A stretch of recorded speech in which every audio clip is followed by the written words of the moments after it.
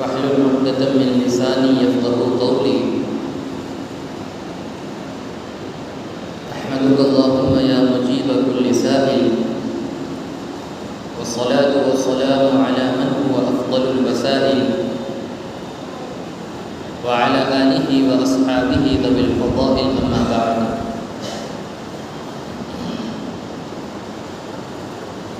أعوذ بالله من الشيطان الرجيم. بسم الله الرحمن الرحيم.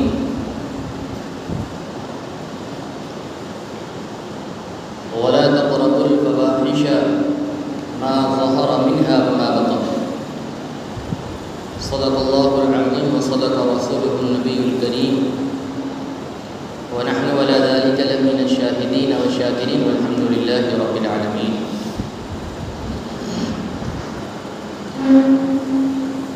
وقال الله تبارك وتعالى في شأن حبيبه الكريم: إن الله وملائكته يصلون على النبي يا أيها الذين آمنوا صلوا عليه وسلموا تسليما.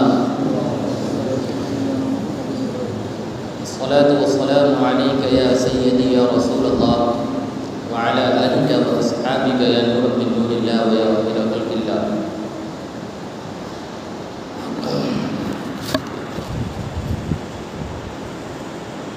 اللہ تبارک و تعالیٰ کی حمد و ثنا اور حضور سرور قول مکان صلی اللہ علیہ وسلم پر درود و سلام کے بعد،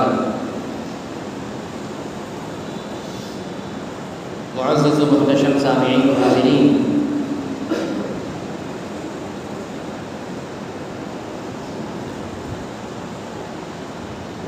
رب تبارک و تعالیٰ کا بے شمار احسان ہے، اس کا کرم ہے کہ اللہ نے ہمیں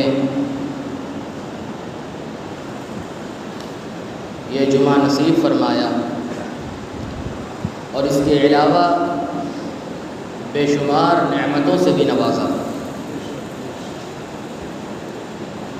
حضرات، آپ کے علم میں یہ ہے کہ مختصر سا وقت ہوتا ہے، اور ہر لحاظ سے وقت کی پابندی بھی ہونی چاہیے، تاکہ جو معمول ہو اور جو مشہور ہو وہ صحیح اور درست ہو،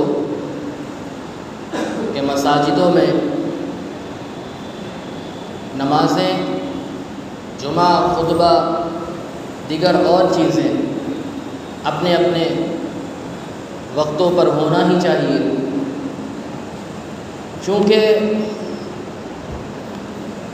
اب یہ مختصر سا وقت ہوتا ہے، اس میں کچھ اہم اور ضروری باتیں آپ تک پہنچانا مقصود ہے، تاکہ آپ اپنی زندگی کو، اپنی طرز حیات کو رب تبارک و تعالیٰ کے فرمان کے مطابق اور اللہ کے نبی صلی اللہ علیہ وسلم کے سنتوں کے مطابق جئیں اور عمل کرتے رہیں. حضرات، اس سے پہلے جمعہ کو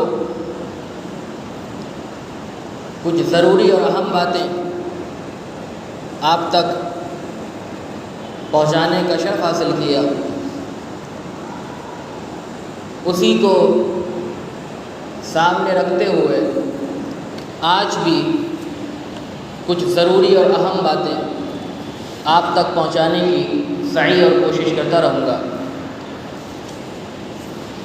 حضرات محتشم، قرآن کریم فرقان حمید نے جو ہمیں بتایا اور اللہ کا حکم ہم تک پہنچایا، چونکہ قرآن ہے عربی زبان میں اور ہم ہیں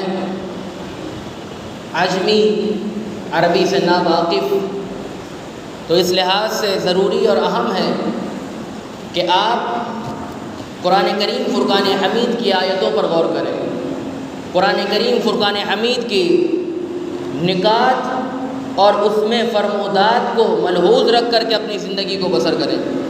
اللہ تبارک و تعالیٰ نے کیا کیا حکم فرمایا، کیا کیا باتیں کہیں، آپ اپنے ذہن میں ملحوظ رکھیں اور ہر وقت اللہ کے حکم کو اپنی ماتھوں کے نگاہوں سے لگائیں اور اپنے سر کو جھکائیں اور اللہ کے حکم کی اطاعت کرتے رہیں۔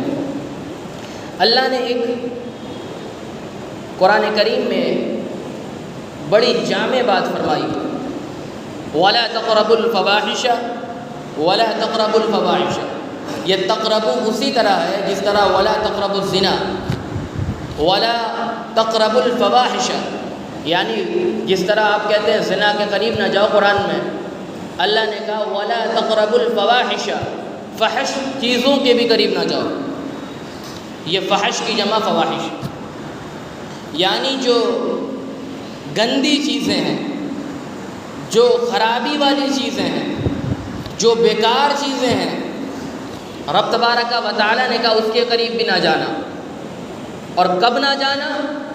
ایک تو یہ ہے کہ بندہ جیسے ابھی ہے، ماشاء اللہ جمعے کی نماز کے لیے لوگ حاضر ہوتے ہیں، غسل کر کے، وضو کر کے، عطر لگا کے، خوشبو لگا کے، اچھے سے اچھا لباس پہن کے آتے ہیں، تو ظاہر تو ہم دیکھتے ہیں کہ اللہ تبارک و تعالیٰ نے ان کے ظاہر کو حسن و جمال بخشا، تو معلوم یہ ہوتا ہے کہ انہوں نے فواحش سے دور اپنے آپ کو رکھا۔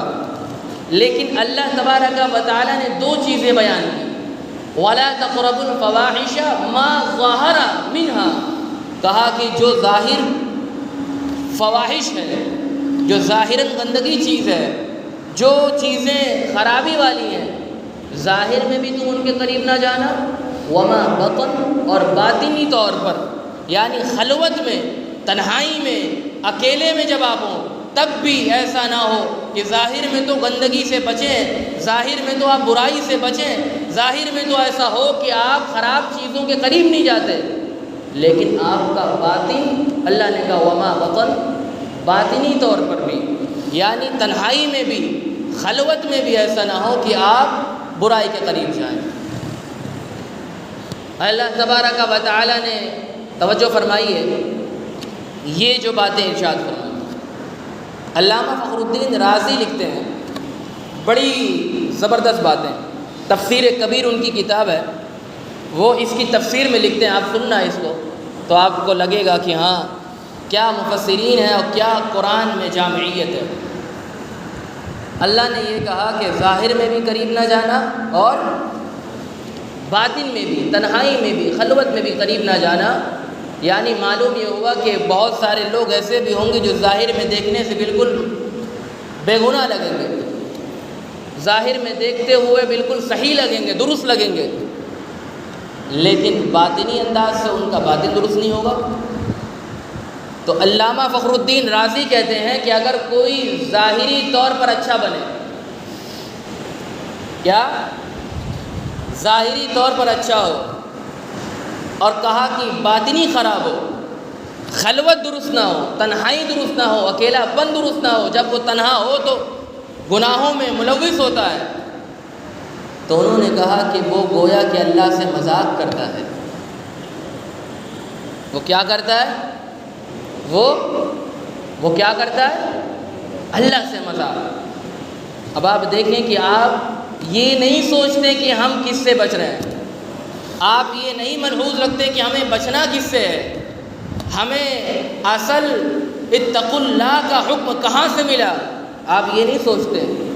آپ یہ سوچتے ہیں کہ اگر ہم ماں باپ نے دیکھ لیا تو برا مانیں گے، بھائی نے دیکھ لیا تو برا مانیں گے، محلے والوں نے دیکھ لیا تو برا مانیں گے، پڑوسیوں نے دیکھ لیا تو برا مانیں گے، رشتہ داروں نے گندا کام کرتے ہوئے دیکھ لیا تو برا مانیں گے۔ لیکن تنہائی آپ کی اس رب سے تو پوشیدہ نہیں ہے جو آپ کے ظاہر پر بھی نظر رکھتا ہے، باطن پر بھی نظر رکھتا ہے۔ تو گویا کہ آپ نے اللہ کے ساتھ مذاق کیا اور اس کو یہ سمجھا کہ وہ تو ظاہر میں تو دیکھ لیتا ہے، لیکن جب ہم بند کمرے میں ہوں، تنہائی میں، تو اللہ نہیں دیکھتا، معاذ اللہ۔ تو کہا علامہ فخر الدین رازی نے وَلَا تَقْرَبُوا الْفَوَاحِشَ مَا ظَهَرَ مِنْهَا وَمَا بَطَنَ، کہا کہ جو لوگ ظاہر میں اچھے ہوں، باطن میں برے ہوں، کہا کہ وہ اللہ سے گویا مذاق کرتے ہیں۔ اب آپ دیکھیں کہ ہم جس معاشرے میں جی رہے ہیں بہت ساری خرابیاں جنم لیتی ہیں اور بہت ساری باتیں آپ کے سامنے بھی ہوں گی اور آپ خاموش ہوں گے، لیکن یہ معاملہ ایسا ہے کہ بندے کی دنیا بھی سنوارنی ہے اور آخرت بھی سنوارنی ہے، اور ایسا نہ ہو کہ بندہ اپنی دنیا کو دیکھتے ہوئے آخرت بگاڑ دے۔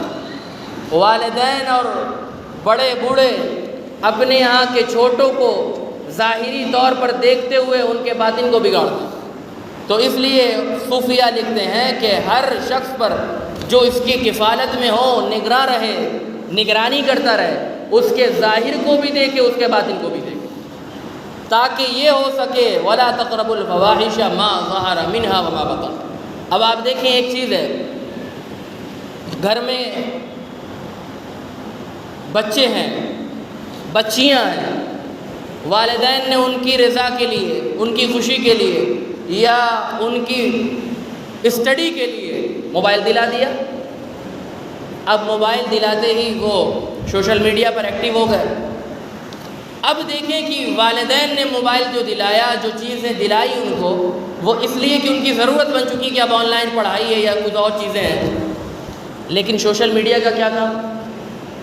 اب مزید یہ کہ وہ بچے اپنے موبائل میں پاسورڈ لگا کے رکھتے ہیں۔ کیوں لگاتے ہیں پاسورڈ؟ اور مزید یہ کہ جو ان کے کفالت میں، جس کے وہ کفالت میں، وہ دیکھتا بھی نہیں کہ کیا کرتا ہے میرا بیٹا یا میری بچیاں یا میرے جو چھوٹے بھائی ہیں۔ تو ضروری ہے ہر شخص پر وہ نگراں ہیں۔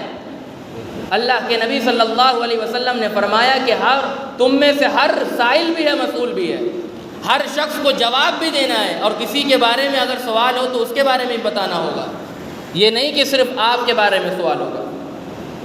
تو یہ چیزیں ملحوظ رکھنا ہوگا کہ جو لوگ اپنے یہاں جس کی کفالت کرتے ہیں نگراں رہیں۔ یہ ایک بنیادی قرآن میں اصول ہے، وَلَا تَقْرَبُوا الْفَوَاحِشَ مَا ظَهَرَ مِنْهَا وَمَا بَطَنَ، کہ لوگ ایسے بھی ہوں گے جو ظاہر میں تو اچھے ہوں گے لیکن باطن خراب ہوگا۔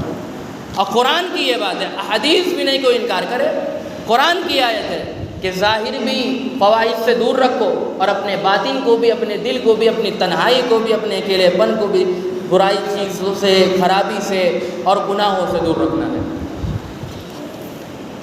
حضرت عمر رضی اللہ تعالی عنہ نے اپنے دور خلافت میں، آپ اپنے ذہن کو ملحوظ رکھیں تو کچھ باتیں ہوں، دور خلافت میں حضرت ابو موسیٰ اشعری رضی اللہ تعالی عنہ کے پاس خط بھیجا۔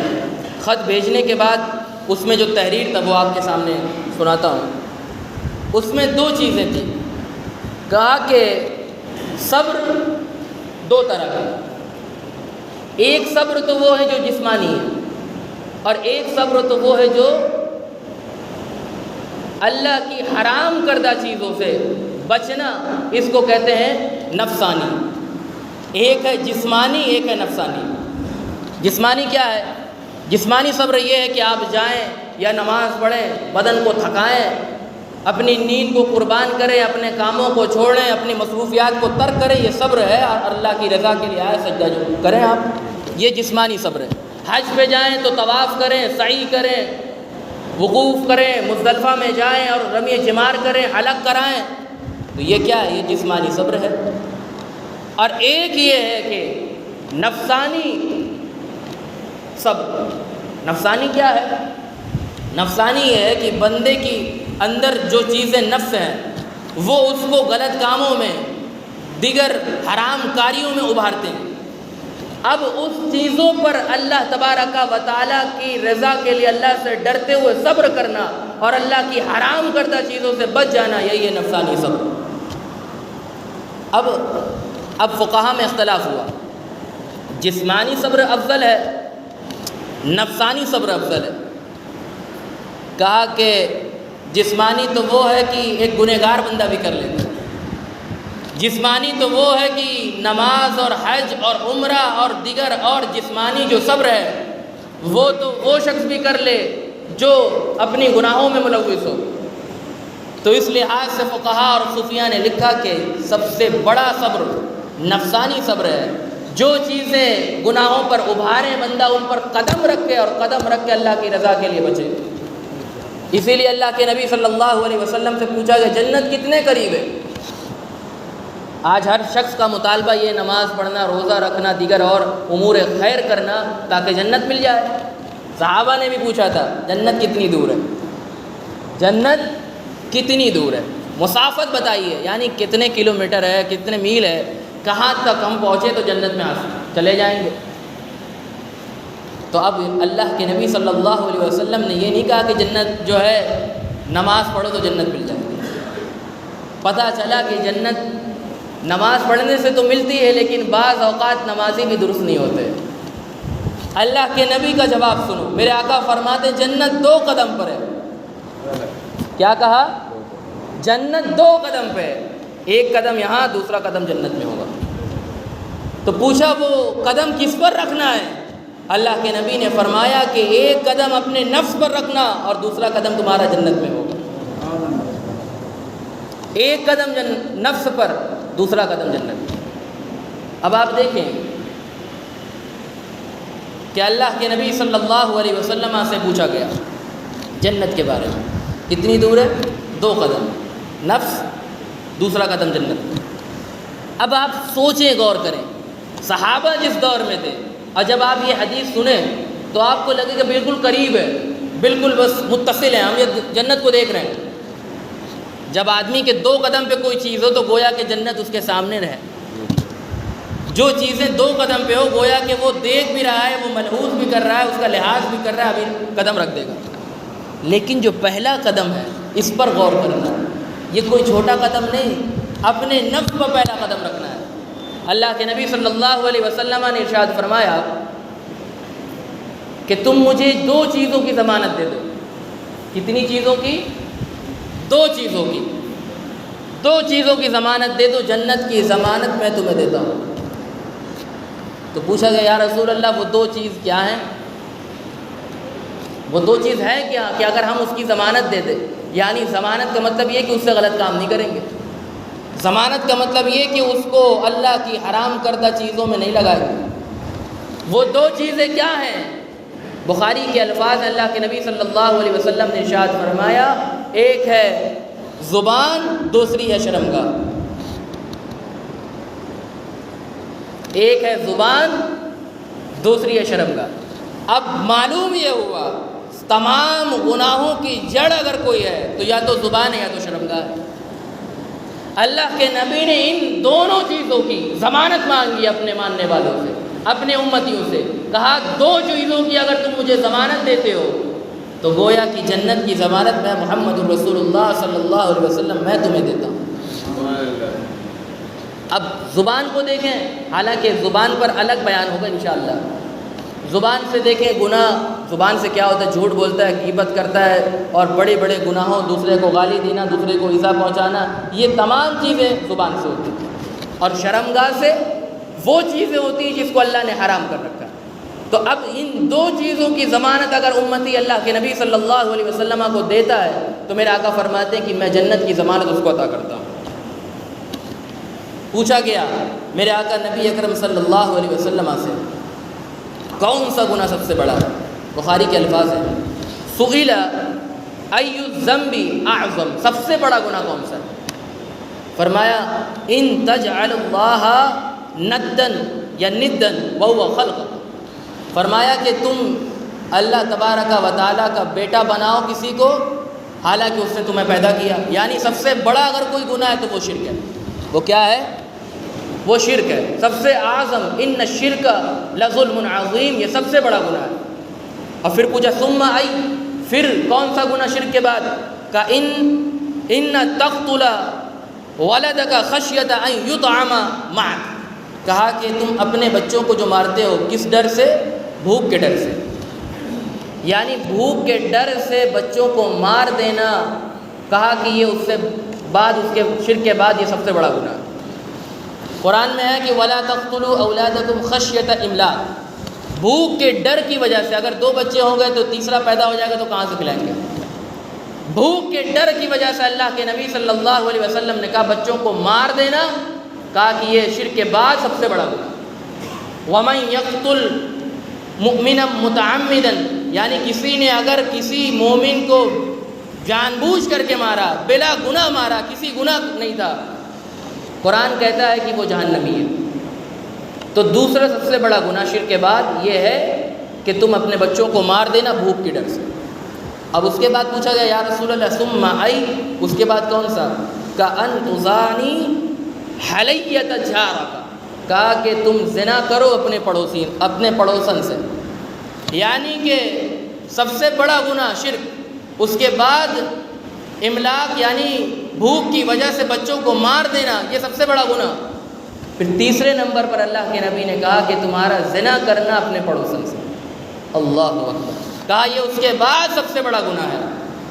اب آپ دیکھیں، یہ نہ کوئی سوچے کہ پڑوسن اگر کہا ہے اللہ کے نبی نے تو دیگر اور عورتوں سے کم گناہ ہے، نہیں، اللہ اکبر، ایسا بالکل بھی نہیں، بلکہ اللہ کے نبی صلی اللہ علیہ وسلم نے بیان فرماتے ہوئے جب فرمایا قرآن کی آیت الزانیۃ والزانی فاجلدوا کل واحد منہما 100 جلدہ، اب آپ دیکھیے کہ یہ آیت ہے قرآن کی سورہ نور کی، جب زانی اور زانیہ زنا کر لیں تو اللہ کے نبی صلی اللہ علیہ وسلم نے آیت پڑھی فاجلدوا کل واحد منہما 100 جلدہ، 100 کوڑے مارے جائیں گے۔ کتنے کوڑے؟ 100 کوڑے ان کو مارے جائیں گے۔ اب ہو سکتا ہے خدا نخواستہ کسی کا بیٹا ہو، کسی کا بھائی ہو، یا اسی لحاظ سے کسی کا رشتہ دار ہو زانی یا زانیہ، تو اب دل میں ایک انسیت آ جاتی ہے، دل میں رحم آ جاتا ہے، اور 100 کوڑے مارتے ہوئے کانپ جاتی ہے روح۔ تو قرآن نے کہا کہ فاجلدوا کل واحد منہما 100 جلدہ ولا تأخذکم بہما رأفۃ فی دین اللہ، اللہ نے کہا کہ تمہارے دلوں میں ذرہ برابر بھی ان کے لیے کوئی انسیت پیدا نہ ہو جائے، تمہارے دلوں میں ذرہ برابر بھی زانیوں کے لیے ایک ذرہ برابر بھی اللہ نے کہا کہ ان سے محبت نہ پیدا ہو کوڑے مارتے ہو۔ کیا کہا؟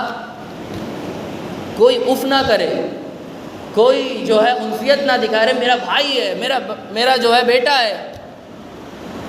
اب چونکہ اب دیکھیں یہاں تک فرمایا، اب یہ بھی ہے اچھا ایک آدمی جائے اور کمرے میں بند کر کے مار دے 100 کوڑے، ایسا نہیں ہے، بلکہ میدان میں مسلمانوں کی ایک جماعت اللہ کے نبی نے اللہ تبارک و تعالیٰ نے کہا کہ وَلْيَشْهَدْ عَذَابَهُمَا طَائِفَةٌ مِّنَ الْمُؤْمِنِينَ، مؤمنین کی ایک جماعت ان کے عذاب کو دیکھے اور لوگوں کو بتائے۔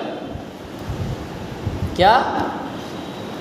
مومنین کی ایک جماعت ان کو دیکھے، جو کوڑے کھا رہا ہے اس کو دیکھے اور دیکھ کر کے جا کر کے بتائے، اور کہا کہ اگر تم ایمان رکھتے تو یہی کرو گے۔ وَلْيَشْهَدْ عَذَابَهُمَا طَائِفَةٌ مِّنَ الْمُؤْمِنِينَ إِن كُنتُمْ تُؤْمِنُونَ بِاللَّهِ وَالْيَوْمِ الْآخِرِ، اگر تمہارے دل میں اللہ پر ایمان ہے، قیامت پر ایمان ہے، تو تمہارا یہی حال ہوگا کہ تم ان کو مارو گے بھی، اور جو ہے ان کے لیے ذرہ برابر بھی تمہیں اف نہیں ہوگا، اور تمہاری ایک جماعت ان کے حضور حاضر ہوگی۔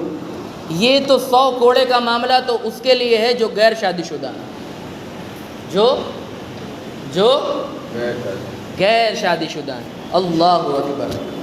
اب اگر کوئی شادی کرنے کے بعد، نکاح کرنے کے بعد اگر کوئی معاذ اللہ اس گناہ میں ملوث ہوتا ہے تو پھر ہمارے فقہا کو دیکھو کیا کہتے ہیں۔ یہ ہے فتاوی عالمگیری، تقریباً اس کو فتاوی ہندیہ بھی کہتے ہیں، ہندوستان کا فتاوی عالمگیر بادشاہ کے دور میں لکھا گیا۔ اسی فتاوے کے ذریعے سے عالمگیر بادشاہ حکم دیتے، لوگوں کو سزا سناتے، حدود قائم ہوتا۔ اسی میں ہے کہ اگر کوئی شادی شدہ اگر زنا کر لے، اللہ اکبر، کوئی شادی شدہ عورتیں اگر زنا کر لے، اللہ اکبر، کہا کہ پھر 80 کوڑے نہیں بلکہ میدان میں ان کو رکھ کر کے رجم کیا جائے گا، پتھر مارا جائے گا، اور پتھر بھی اس وقت تک مارا جائے گا جب تک کہ وہ مر نہ جائے۔ اللہ، اور کہا کہ یہ ایسا نہیں کہ کسی حنفی کا، کسی شافعی کا، کسی مالکی کا اختلاف ہو اس میں، کہا بالاجماع تمام فقہا کا اتفاق ہے اس بات پر، اگر زنا ثابت ہو جائے، حالانکہ ثابت کے لیے، ثبوت کے لیے 4 گواہ چاہیے، اگر زنا ثابت ہو جائے تو فقہا کہتے ہیں شادی شدہ ہو تو رجم کیا جائے، پتھر مارے جائیں گے۔ کب تک؟ کب تک؟ جب تک مر نہ جائے۔ اللہ ہو، اتنا بڑا گناہ، اتنی بڑی سزا۔ لیکن آج ہم دیکھیں کہ ہمارے نوجوان میں تو کوئی خوف ہی نہیں ہے، کوئی ڈر ہی نہیں ہے، کوئی ذرہ برابر رتی برابر بھی ان کے زبان پر کوئی خوف نہیں، ان کی شکم، ان کے ماتھوں پر کوئی شکم نہیں، کوئی بل نہیں، کوئی خوف نہیں ان کو۔ اور بلا دریغ وہ اپنے دوستوں کو بتاتے بھی پھریں، بلا دریغ اپنے لوگوں کو بتائیں بھی، اس گناہ پر شاہد بھی بنائیں، گواہ بھی بنائیں۔ اگر گویا کہ یہاں پر اسلامی حکومت قائم ہوتی تو کیا وہ بچتے؟ اب آپ دیکھیں، اچھا یہاں تو اسلامی حکومت قائم نہیں، خیر وہ سچی توبہ کریں، اللہ کے حضور سچی توبہ کریں، اور سچی توبہ کرنے کے بعد عزم مصمم کر لیں کہ آئندہ اس گناہ میں ملوث نہیں ہوں، اور ایسا ارادہ کر لیں کہ کبھی بھی اس گناہ کی طرف اپنے نگاہ کو نہیں اٹھائیں گے، اپنے خیالات کو نہیں لائیں گے، اور اس گناہ کی طرف اپنے آپ کو کبھی بھی مائل نہیں کریں گے، سچی توبہ کریں۔ تو پھر اللہ کے حضور اگر مقبول ہو گئی تو پھر ان کے لیے آسانی ہے، اور اگر سچی توبہ نہیں کی، یہاں تو بچ گیا، کسی نے نہیں دیکھا، کسی نے گواہی نہیں دی، رجم نہیں کیا گیا، کوڑے نہیں مارے گئے، بچ گیا، تو کیا اللہ کے حضور پکڑ نہیں ہوگی؟ اب دیکھو کہ آخرت میں کیا ہوگا۔ یہ تو میں نے ابھی دنیاوی سزا سنائی، آخرت میں دیکھو، حضرت سمورہ بن جندب کی حدیث ہے، وہ فرماتے ہیں کہ اللہ کے نبی صلی اللہ علیہ وسلم نے ہمیں نماز پڑھائی، نماز پڑھوانے کے بعد ہماری طرف متوجہ ہو گئے، اور متوجہ ہونے کے بعد ارشاد فرمایا کہ میں نے آج رات خواب دیکھا، خواب میں مجھے ایک مقدس سرزمین پر لے جایا گیا، میں نے دیکھا کہ ایک تنور ہے، بھٹی تنور ہے، جس میں آپ سمجھ لیں کہ جس میں روٹیاں بنتی ہیں، تنور ہے، اس تنور کا جو سرا ہے وہ چھوٹا ہے، اندر گہرائی بہت ہے، اور کہا کہ اس میں آگ کے شعلے بھڑک رہے ہیں، میں نے دیکھا کہ اس میں مرد اور عورتیں اللہ کے نبی فرماتے ہیں کہ ہیں، اور وہ برہنہ ہیں، وہ ننگے ہیں، برہنہ ہے، اللہ کے نبی نے فرمایا، اور کیا ہو رہا ہے، وہ آگ کے شعلے کے ساتھ اچھلتے ہیں نیچے جاتے ہیں، اچھلتے ہیں نیچے جاتے ہیں۔ اللہ ہو، تو میرے آقا نے پوچھا کون ہیں یہ لوگ جن کو اتنا سخت عذاب دیا جا رہا کہ آگ کے شعلے پر ان کو اچھالا جا رہا ہے، نیچے کیا جا رہا ہے، جیسے آگ بھڑکتی وہ اوپر آتے، آگ کم ہوتی نیچے جاتے، اوپر آتے نیچے جاتے۔ اللہ کے نبی سے نے پوچھا کون ہے؟ کہا یہ آپ کی امت میں وہ لوگ ہیں جو زنا کرتے تھے، جو زنا کے مرتکب ہوئے تھے۔ اللہ، پھر میرے آقا نے فرمایا کہ علامہ شمس الدین ذہبی کی کتاب الکبائر میں کہا کہ جو لوگ زنا کے گناہوں میں ملوث ہوئے اور بغیر توبہ کے مر گئے، ان کا حال کیا ہوگا کہ ان کی شرمگاہوں کے ذریعے سے ان کو لٹکا دیا جائے گا۔ اللہ اکبر، ان کی شرمگاہ کے ذریعے سے ان کو لٹکا دیا جائے گا۔ اور یہاں تو کوڑے جو مارے جانے والے تھے وہ تو عام کوڑا تھا، اب آخرت میں کوڑا پڑے گا، اور وہ کوڑا جو ہوگا وہ لوہے سے بنا ہوگا۔ اللہ، پھر فرمایا اللہ کے نبی نے کہ زانیوں میں کہ زنا کرنے کی وجہ سے ان کی شرمگاہوں سے بدبو نکلے گی، اور جہنمی اور جو ہوں گے جن کو اور عذاب ہو رہا ہوگا، کہا کہ اس بدبو سے پریشان ہو کر کے اللہ کے حضور عرض کریں گے یا اللہ یہ کون لوگ ہیں جن سے اتنی بدبو پھیل رہی ہے کہ ہمارا یہاں جو عذاب ہو رہا ہم اس کو بھول کر کے ان کی بدبو میں ملوث ہیں۔ تو اللہ کے نبی صلی اللہ علیہ وسلم نے فرمایا کہ وہ لوگ وہ ہوں گے جن کی شرمگاہوں سے بدبو ایسے نکلیں گی دوسرے جہنمی بھی پریشان ہو جائیں گے۔ کہا وہ زانی ہے، زانیہ ہے۔ اب آپ دیکھیں ایک آخری حدیث، اس کے بعد گفتگو ختم۔ قیامت کے دن جب اٹھایا جائے گا، جب حشر و نشر کا معاملہ ہوگا، جب تمام لوگ میدان محشر میں جائیں گے، قبروں سے اٹھیں گے، تو جب قبروں سے اٹھیں گے تو زانی اور زانیہ کا حدیث میں الفاظ ہے کہ وہ یا تو اس طرح پیچھے ہاتھ باندھ کر کے، یا تو پیچھے پیٹھ پر ہاتھ باندھ کر کے، یا تو اس طرح گردن میں ہاتھ باندھ کر کے اٹھیں گے۔ اللہ اکبر، جب وہ اٹھیں گے تو اب اور جو محشر میں لوگ ہوں گے، تمام لوگ ہوں گے، وہ دیکھیں گے یہ کیا ماجرا ان کے ساتھ۔ اب دنیا میں تو بہت اچھا بن رہا تھا، دنیا میں تو بڑے بڑے منصب پہ فائز تھا، دنیا میں تو بہت ہی اعلیٰ مقام پہ فائز تھا، اب قبر سے اٹھایا جا رہا ہے تو ہاتھ پیچھے بندھا ہے، قبر سے اٹھایا جا رہا ہے تو ہاتھ پیچھے ہے۔ اہل محشر پوچھیں گے یا اللہ یہ کون ہے؟ اللہ کہے گا کہ میں اس کا حساب لوں گا۔ اب اللہ حساب لے گا، اللہ کہے گا کہ بتا تو کون ہے؟ یا اللہ میں نے کوئی گناہ نہیں کیا، میں نے کوئی گناہ نہیں کیا۔ اللہ فرمائے گا کہ اس کے منہ کو بند کر دو، منہ بند ہو جائے گا۔ اب اللہ ران کو حکم دے گا بتا تو نے کیا کیا؟ اللہ ہاتھ کو حکم دے گا تو نے کیا کیا، اللہ ہونٹوں کو حکم دے گا تو نے کیا کیا۔ اب یہ سوچیں کہ اللہ تبارک و تعالیٰ کے حضور جب انکار بندہ کرے گا میں نے یہ نہیں کیا یا اللہ، تو جس ہاتھوں سے کسی غیر محرم کو اس نے چھوا تھا وہ ہاتھ گواہی دے گا، جس ہونٹوں سے کسی غیر محرم کا بوسہ لیا تھا وہ ہونٹ گواہی دے گا، جس شرمگاہ کے ذریعے سے، رانوں کے ذریعے سے کسی غیر محرم کے ساتھ زنا کیا تھا، اللہ اکبر، آج تمہاری زبان تو تم تو کہہ رہے ہو کہ میں نے کچھ نہیں کیا، وہ ران بولیں گے اللہ کے حضور کہ مولا اس نے یہ گناہ کیا، مولا اس نے۔ اب جب یہ ہوگا تو اہل محشر دیکھ کر کے دنگ رہ جائیں گے، اللہ اکبر، یہ کیا ماجرا۔ اس کے بعد اللہ فرمائے گا کہ اے فرشتوں لکھ لو، اٹھا لے جاؤ اس شخص کو اور جہنم میں ڈال دو، جہنم میں پھینک دو۔ اب آپ دیکھیں کہ یہ سب وعیدیں، یہ سب باتیں کس کے لیے؟ جو دنیا میں ذرا سی لذت حاصل کرنے کے لیے، تھوڑی سی لذت حاصل کرنے کے لیے اپنے حضور کے، اپنے نبی کے فرمان کے خلاف جاتا ہے، اللہ تبارک و تعالیٰ کے قرآن کے خلاف جاتا ہے، اللہ کے حکم کی عدولی کرتا ہے، اپنی شریعت سے بغاوت کرتا ہے اور گناہوں میں ملوث ہو کر کے اپنے آپ کو ڈبو لیتا ہے، دنیا میں بھی اس کا ٹھکانہ کیا ہے؟ اس کو کوڑے مارے جائیں گے یا رجم کیا جائے گا، اور آخرت میں بھی اس کا یہ ہے کہ اس کو جہنمی قرار دیا جائے گا۔